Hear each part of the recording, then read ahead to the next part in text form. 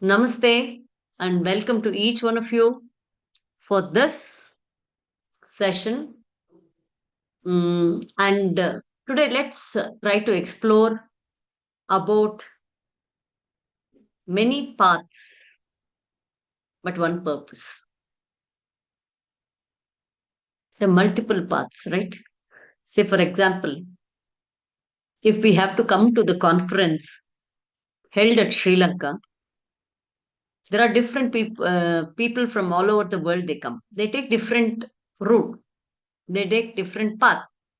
But finally, the purpose is coming to the conference, correct? And visiting Sri Lanka. If that is the purpose, let them come from any direction, anywhere, from any part of the world. But it is only one thing. So, with this, let's start. So, a small introduction about myself. I'm Meena Emanur. Working with children, I love to be with children. I'm the CEO of and founder of Mile Academy. I'm also author, children success coach. I've been into teaching for almost 25 years and I'm an international teacher trainer as well. I've taught in various parts of the country in India and as well Sri Lanka. Last year, we have done a lot of series. Bhagavad Gita is my passion and I train that for children and adults. Content and curriculum development I work on. So these are all some of the areas what I work. Mainly everything is connected to teaching and learning. So more than me today, whatever I'm presenting it to you, it is a learning for me. I am revising, I am practicing, I am working on those areas where I need to improve. So with this, I am sharing as a friend with you these things. Now let's dive into the aspect of what is spiritual well-being. In the last sessions, we have discussed about the misconceptions that we have. So when we look at misconceptions, it doesn't end at that. So it is beyond that. So let's look into the details. I don't know how many of you have heard of Swami Vivekananda. He is one of the spiritual gurus for us. And what core message he gives us, I just want to repeat that. Religion is about realizing the divine within yourself, that is, within myself, within yourself. So it is realizing the divine. All of us, most of the religions believe that there is a God within, a divinity within, divine within. So understanding that. Let us unveil in the upcoming sessions what is that divinity and how do we realize that. We'll go into that.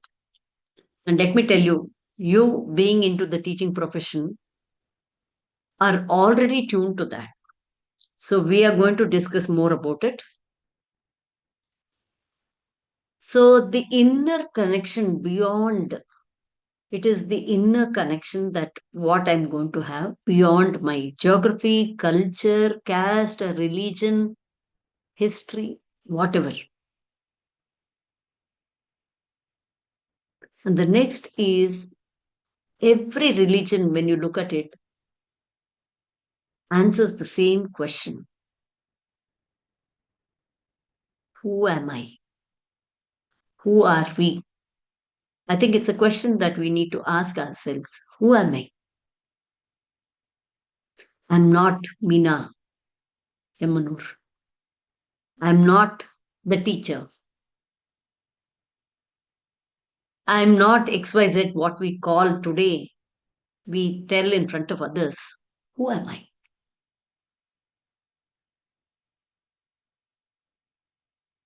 Why am I here?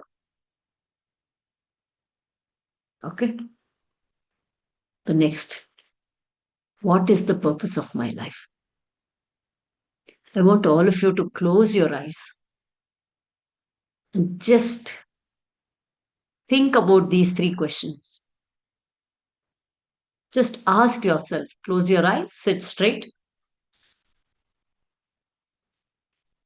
Who am I?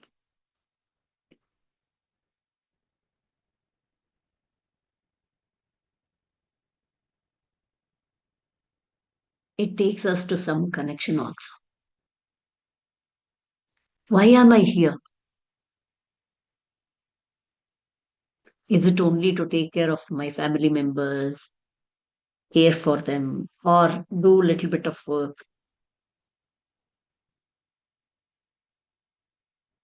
Whatever, for our bread, or for our comforts, or for our luxury, whatever we are earning, is it for that? Is for that am I here? Or what is the purpose of my life? If I have come onto this earth, there should be some purpose, something that I should do, I should contribute. Or there is a task given by the divine for me to come here and accomplish it.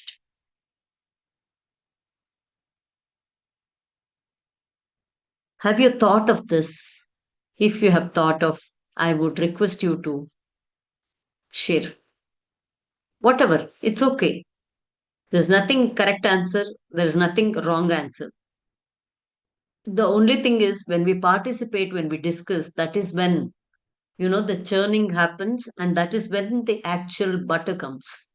I think when we churn the curds with water, you get the butter, isn't it? Who would like to share the answer? It's not answer, whatever you felt.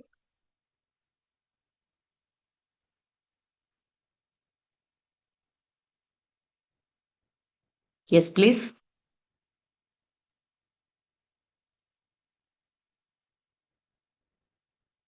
Check. I think if you can raise your hands, I can help you to unmute.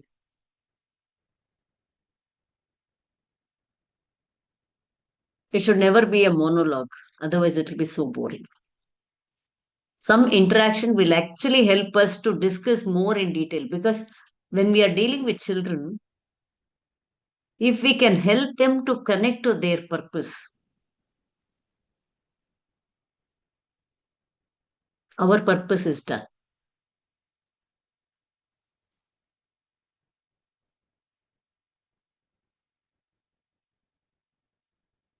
Anybody would like to share?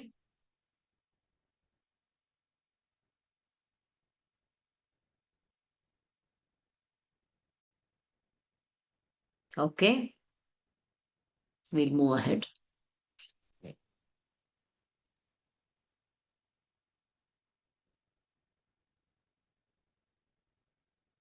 All the religion has only one goal, that is to achieve something the highest. It is not just in the money. It is not about money. It is about, that kind of happiness or joy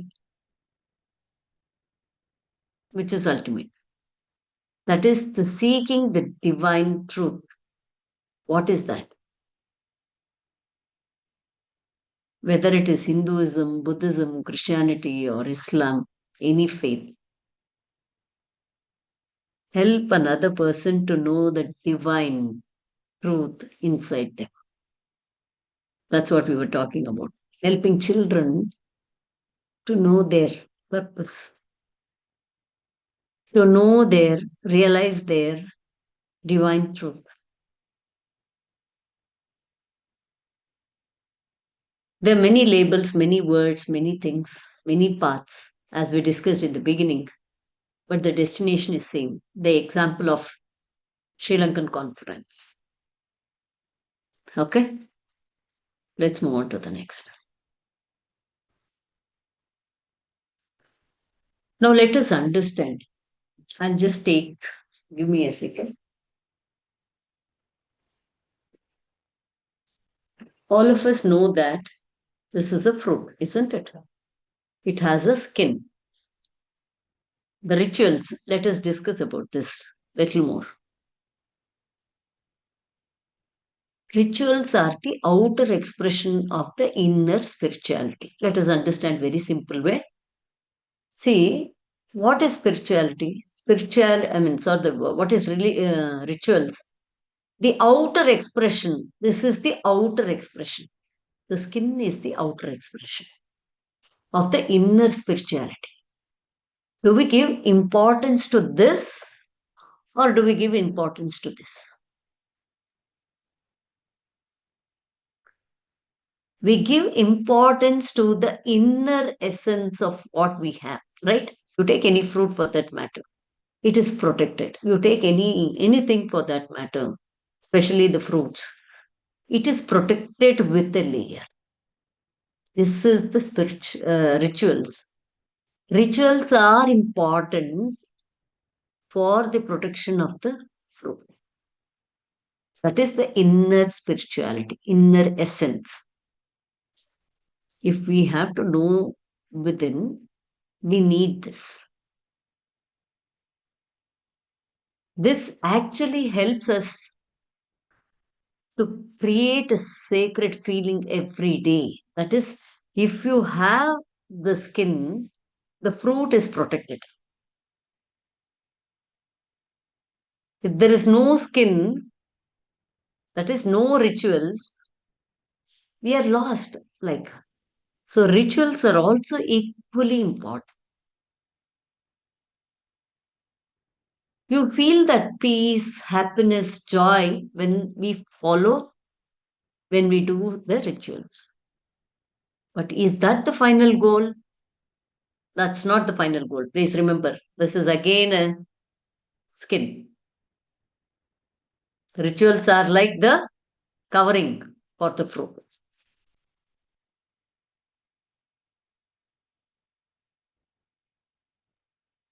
Rituals are the tools that help us to connect with the divine. When we do it very sincerely in a proper way, without harming or troubling others, then with an understanding, then it has a value. Otherwise, it will become useless when it is done mechanically without heart. See, some people will be very rigid in their rituals. But after doing that ritual, are we following the value system or the essence of it? Just an example. We say that we should not talk ill about others. Right?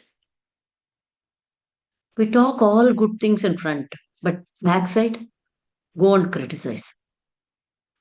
If there is a problem or a challenge, I can talk to the person and convey that, no, this is what I felt. This is not right. Or, tell it in a little gentle way so that it doesn't hurt the other person.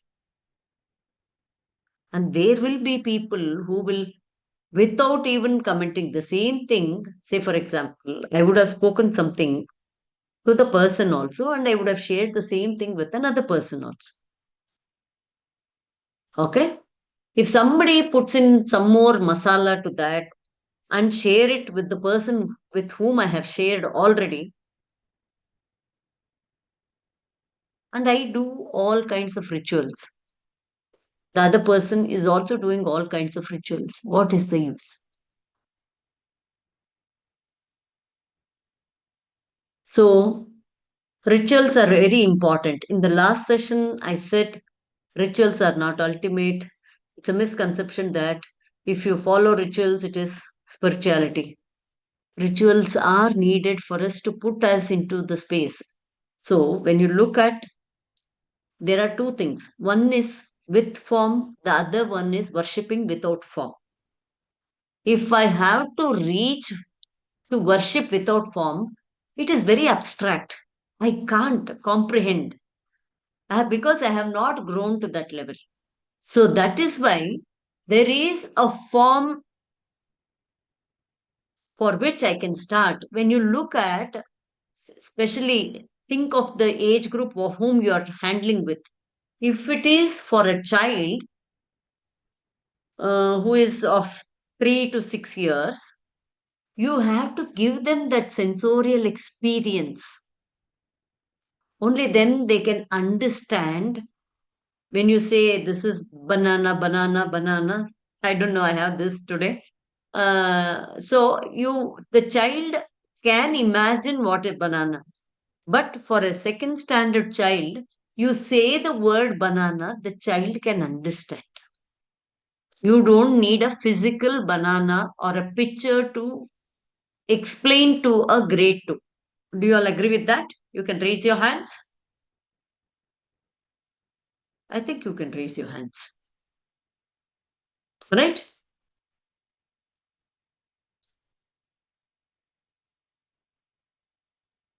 Okay. Wonderful. Thank you. Thank you. If I pronounce your names wrong, don't mind. Dilhani and I think one more person with the letter K had raised. Yes. Pyamuri. Yes. Thank you. Thank you so much. So, in the same way, in the spiritual aspect, when we look at things, yes, Kanchana, thank you. So, it is all about, the spiritual thing is also very abstract. So, you need a form thing like banana because we are all also growing. See, everything, I don't know everything.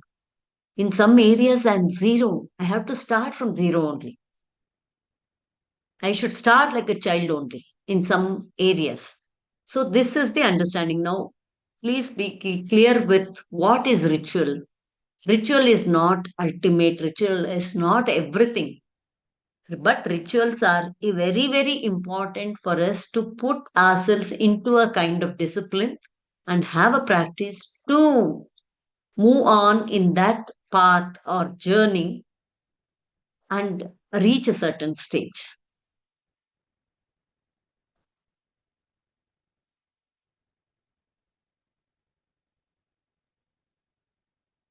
Now, let us, in the earlier sessions also, I have spoken about this. So, this is from Vedas, which was more than 5,000, 7,000 years ago. The Veda talks about, Taittiriya Upanishad talks about the Panchakoshas, which I've already mentioned. We have 5 koshas: Annamaya Kosha, Pranamaya Kosha, Manomaya Kosha, Vijnanamaya Kosha, Anandamaya Kosha. Let us try to understand this. Annamaya Kosha is the physiological needs. So Anna, it is a gross body. You can all see the gross body. Touch your body, pat like this. So this body is made of food and it is gross. It needs proper food, exercise, sleep, all this. So this is the physiological needs. Pranamaya Kosha is the health aspect where you are securing yourself. For my basic existence, food is needed.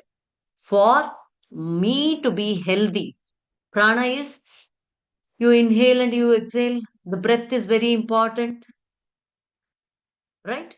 So, for my security, for my comforts, pranamaya kosha is needed. If I don't breathe properly, then there is a problem. I have to be taken to hospital, right? So, the secured feeling you get from pranamaya kosha. And next is the Manomaya Kosha. Manomaya Kosha talks about, thoughts and emotions. That is where you are going to discuss about or, you are going to experience. See, everything, only our physical body is seen. Annamaya Kosha is seen. All other koshas around me are existing, but I can't see. So if I say, does current exist? It exists. Should I touch and put my finger into the socket and then only experience the current? Not necessary, right? So that means it is still there, it is there, but even air also, we can feel the air. The existence of air can be felt. Do you all have thoughts? Is there anybody who doesn't have any thought? All of us have thoughts. Do you have emotions? Do you get angry? Do you feel happy? Do you feel sad? That means we are all experiencing. So that means Manomaya Kosha is also there. So the Manomaya Kosha is the kosha which, the love, feeling, expression, happiness, all this we are going to experience. This is a kind of happiness is not the other level. If I get something to eat, I feel happy. If my husband talks to me very friendly manner, I feel happy about it. If my child comes and talks to me very nicely, I feel happy about it. If there is some problem, then there is anger, hatred, and fight, and kind of, right?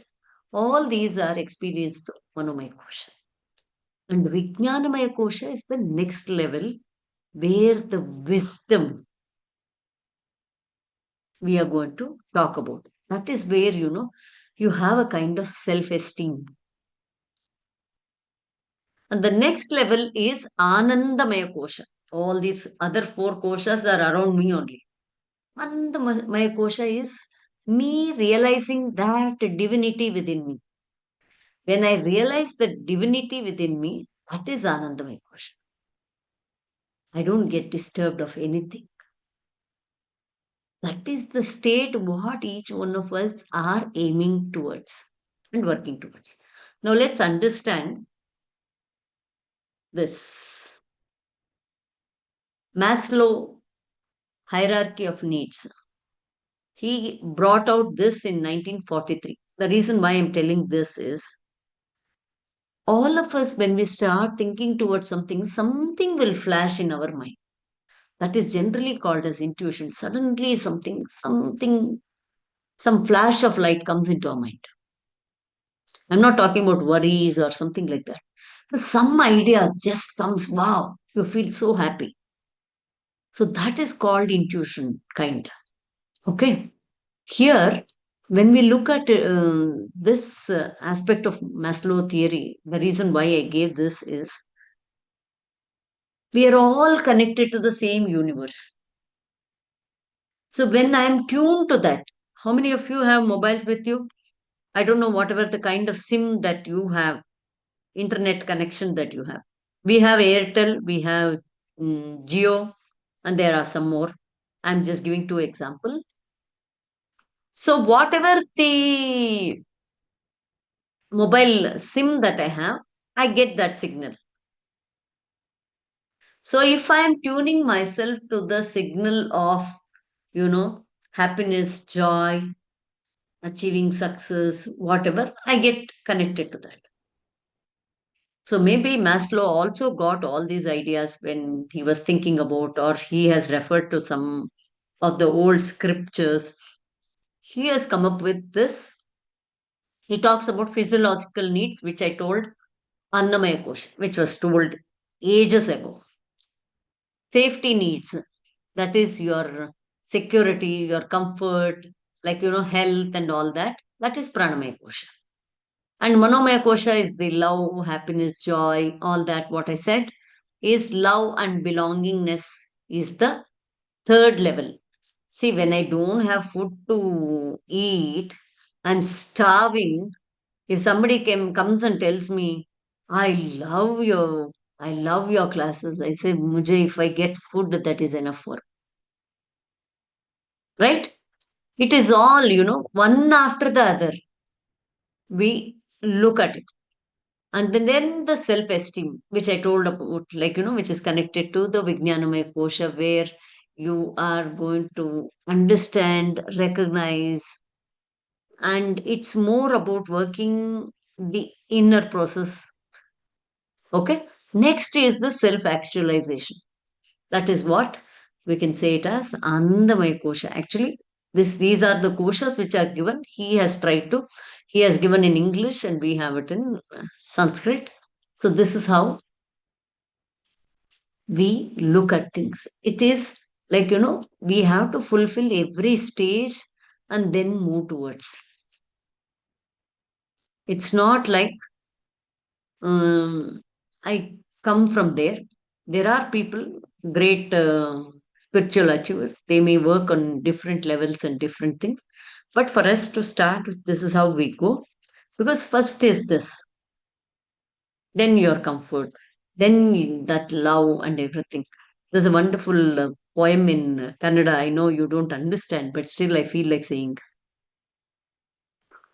ಅನ್ನದಾತುರಕ್ಕಿಂತ ಚಿನ್ನದಾತುರ ತೀಕ್ಷ್ಣ ಚಿನ್ನದಾತುರಕ್ಕಿಂತ ಗಂಡು ಹೆಣ್ಣೊಲವು ಮನ್ನಣೆಯ ದಾಹವದು ಎಲ್ಲಕ್ಕೂ ತೀಕ್ಷ್ಣತಮ ತಿನ್ನುವುದು ಆತ್ಮವನೇ Mankutimma. He talks very beautifully, this poet, this writer.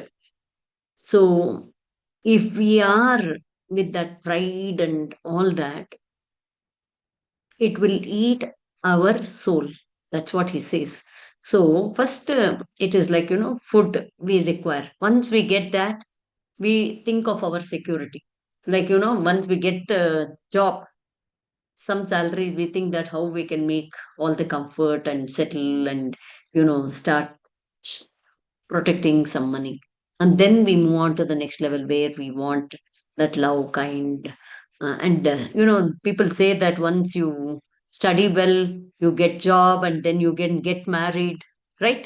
So this is how the stage is. If we try to connect with whatever things are happening around, it is easy for us to understand. Now let us look at this. This is very, very interesting. For us, the base is dharma, artha, kama, and then moksha. This is also told in Upanishads ages ago, thousands of years ago.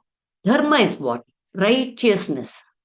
The first thing that we have to adopt and help our children to build that is the dharma. That what is the right duty? What is the righteousness? What are the virtues? So these are all the things what we have to talk about. It is more than talking. If I do it, they naturally do that.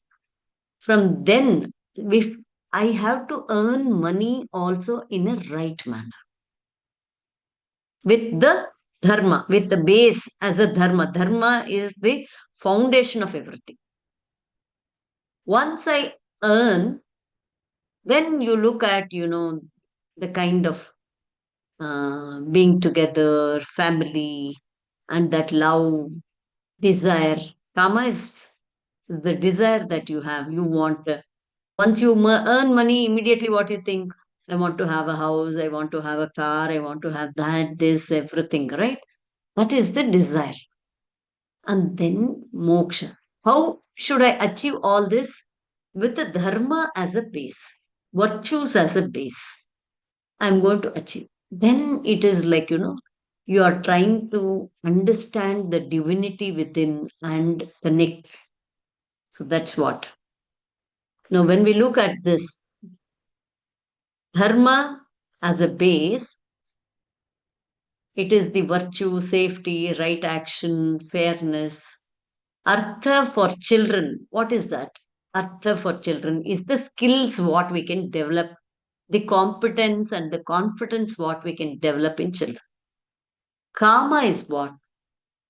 A joy. Allow them to enjoy, curiosity, play, express, all that is kama. And then the moksha is what? Encourage them for self awareness. This is very, very much missing. Most of the schools all over the world, very few schools are working on this. They are only targeting marks, marks, marks. Just the marks. They just have to reproduce the same answer in the paper and that's done. whether the child has a skill set, whether there is a curiosity for a child to learn. Are we giving that thinking ability? No, that's missing. Are we helping them to connect, to reflect, to be self aware, to be with a purpose and with independence? Independence is not the independence what we all got I'm talking about. Independent thinking ability is independent approach towards a thing and doing it. Most of the children, they are not in a willing to do anything on their own. It can be the basic requirements. So building all these things are very, very important. You have to, yeah. Now let us try to understand with the Buddhist perspective. If I'm wrong, please help me and correct me. So if you look at Sila is the base, the moral conduct, and Dana. Dana is told in everything. The minute you get Artha, that is the wealth or some money, it has to be controlled. That helps us to build in that generosity and, activate our heart. It's more like, activating ourselves for the needs of others. The next is metta. If I'm pronouncing it wrong, please correct me. Is the heart quality cultivated through bhavana. So, bhavana again, there are three types, right?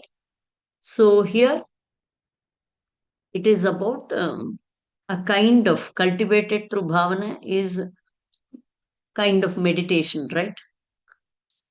Metta bhavana is the loving kindness towards another person, another being, another thing, the environment, and the country to where we are.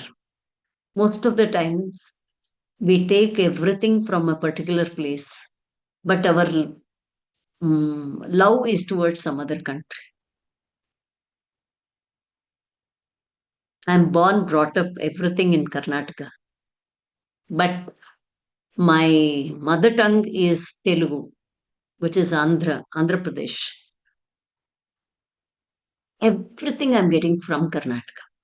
Of course, during the division, it so happened that my part of the Karnataka place, based on language, they did the division, and that's how it moved. But otherwise, it was also a part of Karnataka, Andhra Pradesh. But still, I should have all the kind of love and respect for the country that I'm living in, right? And whatever I should contribute to the country where I am. Next is the samadhi, steady mind, steady mind, having a steady mind. The next is panna, the insight. Panna is in Sanskrit, it is called as prajna. Prajna. Insight that directly removes ignorance, brings in the light. Prajna is the thing, panna is the thing which gives insight and removes the darkness, ignorance. Ultimately, it is nibbana or nirvana. The result, it's not a skill to accumulate, it is, becoming that. And that is achieved by practice, and the state of liberation is what we are looking at.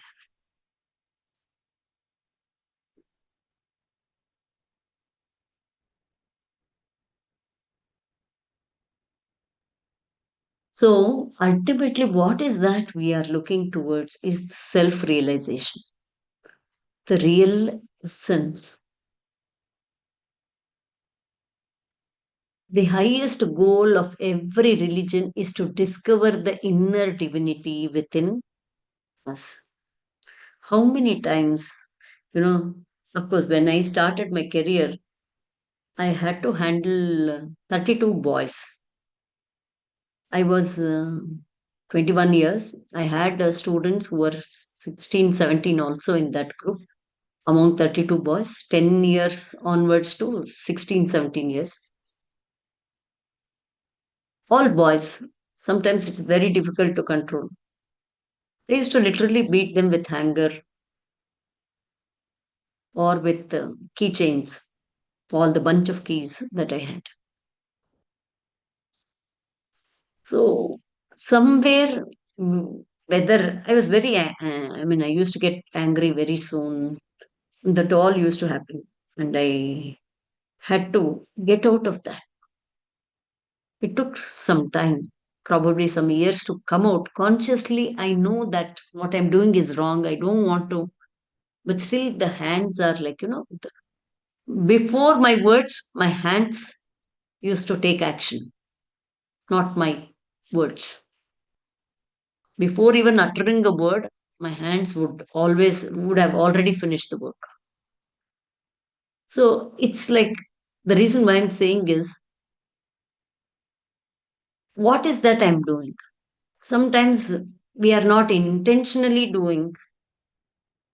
Maybe that has become our nature, or that's it has become so casual, whether it is in the words what we speak or the actions that we do. What am I doing for the child? I've heard many teachers branding. Fortunately, I never used to do that. uh, this child is useless, this child can't learn anything, this child can't do anything. Please remember, there is some lesson for us if that child has come to us.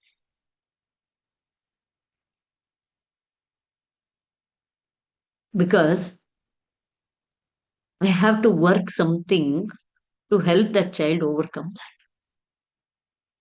It's not about me branding that child. The child is already in trouble. Why should I say? If somebody is blind, if I say, hey, blind fellow, he knows he's blind. And everyone knows it is blind. Should I orally say that? So these are the aspects. What is that we are doing with children? Of course, it is a challenge. Some children can't do it. They are also putting in some kind of effort. And sometimes they don't know what to do, how to handle things, how to come out of their problems. Some children can't even identify what is going on. As adults, we only can't identify many things. What is my weakness? How can a student or a child can identify that?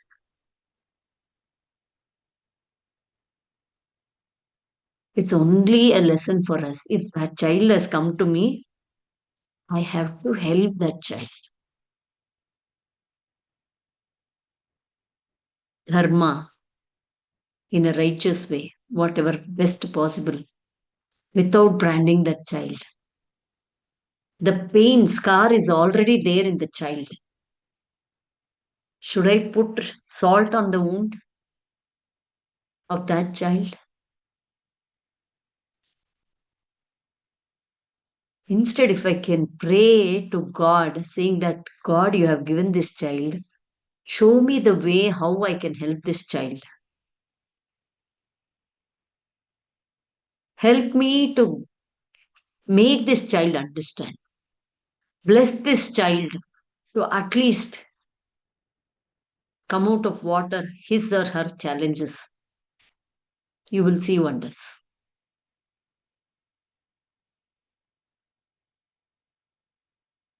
This is many a time applicable for us in the families.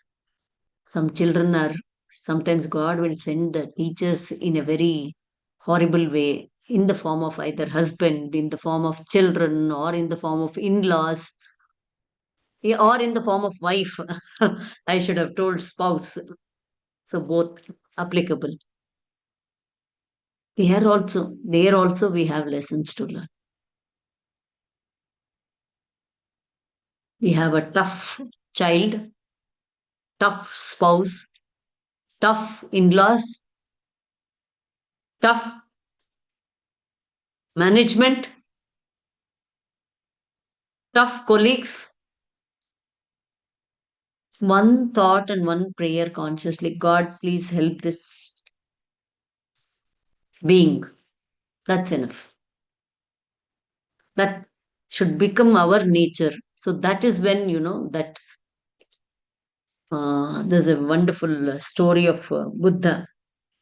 One fellow came to Lord Buddha and he said, you know how you look? You look like a pile of shit. Buddha smiled. Buddha didn't get angry. He asked, how do I look? You look like a divine being. Ah, look at that. Then Buddha says, what is within you is what you are seeing. I am looking at wonderful thing, the divine being, because that is what I am having within. Maybe Buddha said, or the student said, when Buddha replied, I see the divine within you. I see the divine in front of me. So it's all about how we work with children and poor souls with all the difficulty they would have come. They may not have good handwriting, they may not have good sentences, they may not have good spellings, they may have various challenges, but they have come to us. How we work with them, how we make a difference to them. Not necessary that child may learn the language or not, but the kind of approach what we give to them will definitely bring a change in their life. They may not become academically extraordinary, but they may become wonderful human beings and they may become entrepreneurs. Who knows? They may become great national leaders. Who knows? Writing and reading or whatever they're learning, that's not the ultimate thing. If we can bring in these elements in them, and if we can contribute a wonderful human being to the society, to our nation, nothing like it. Everyone is capable of this, no matter what religion they belong. So, this is what we spoke about just now. And this realization comes not from books or rules, direct personal experience. What I see in them is what matters a lot.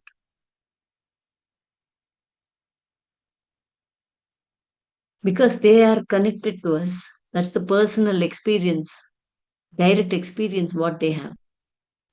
And more than what they spend time at home, children spend time with us.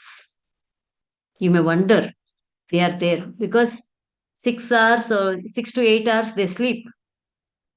Evening they go for 2 3 hours. They may have some tuitions, other classes, everything. How much time are they spending with their parents? Morning, as soon as they get up, they have to get ready. They are in a rush. They don't have time with parents. They hardly can sit and interact, but children are with us. Even that 40 minutes of class, if I have, if I can bring in that joy and confidence in that child, everything is taken care.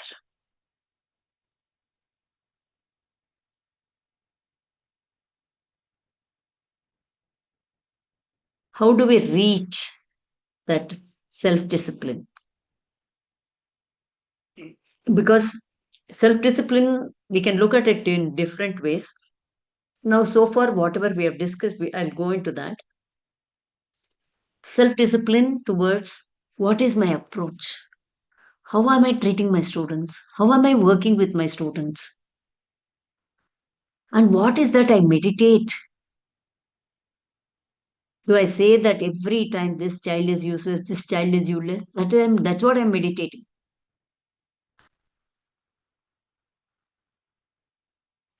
The meditation, what I make, what I do. It can be not just with your students alone, with your family members, with your spouse, with your in laws, with your children. It can be anything. It can be anybody, your challenging colleague or your boss. We can achieve through devotion. Don't show them love. Don't show them, shower all the love, care, everything to your family members or to your colleagues. Internally, having love towards them will change. If I don't have that disturbance, we are all work in progress. Today, whatever I'm talking, don't think that I have achieved everything. But at least with students, I have worked out a lot.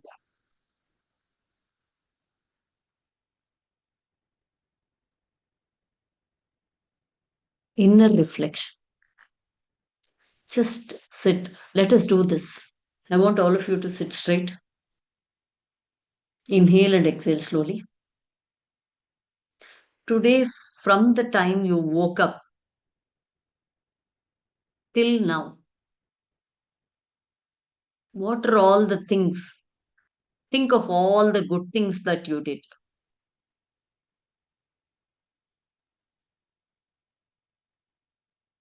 It can be as simple as giving a water to somebody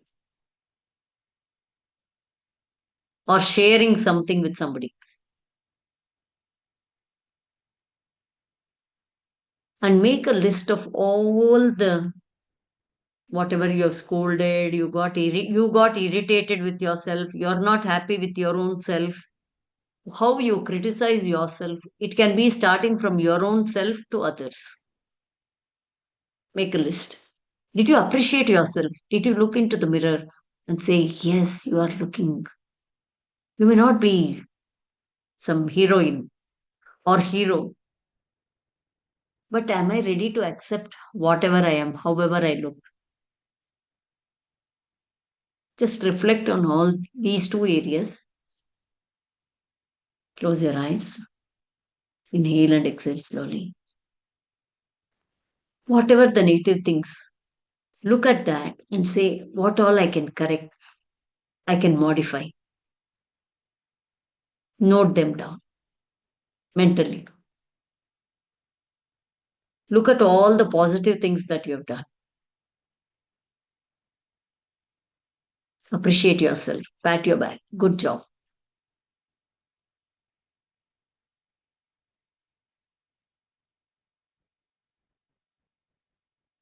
Slowly open your eyes.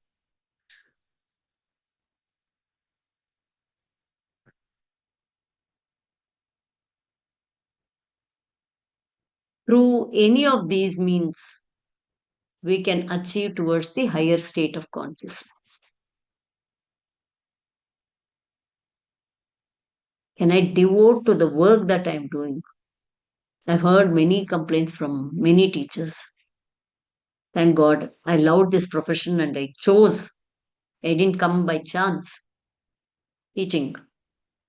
I love this profession from the day I started. And this was my dream when I was in grade 4. I wanted to sing national anthem every day. That was my dream. And which got converted into becoming a teacher because that's where in school only you sing every day.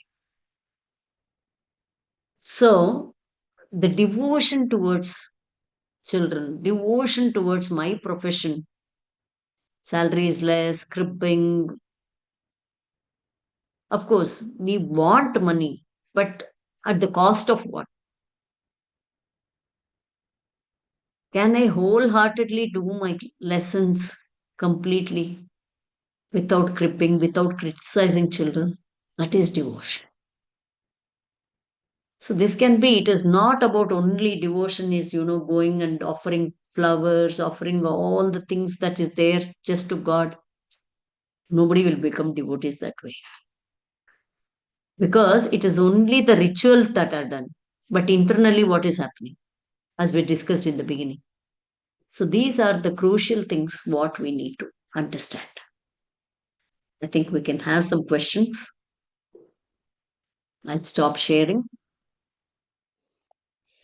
Namaste, Meena ma'am. Namaste. Thank you so much, ma'am. Your lecture is very clear and perfect. I think it is very important to our real life and jobs also. I really thank you. Thank you. Thank you so much. Thank you very much, Meena ma'am. I think as educators, always we focus about the 21st century skills and lot of things. But I think we have to give them more priority and more emphasize even the spiritual well-being. I think your sessions cover that part, and we hope your sessions will empower all the teachers to be a good teachers, good educators, good human beings, as well as to develop the children with the spiritual well-being. Thank you very much, Minama. Thank you so much, sir. It's actually a good reflection to myself as well. It's more than, it is just sharing so that, I am revising for myself the lot more to work on. Thank you. Thank you so much.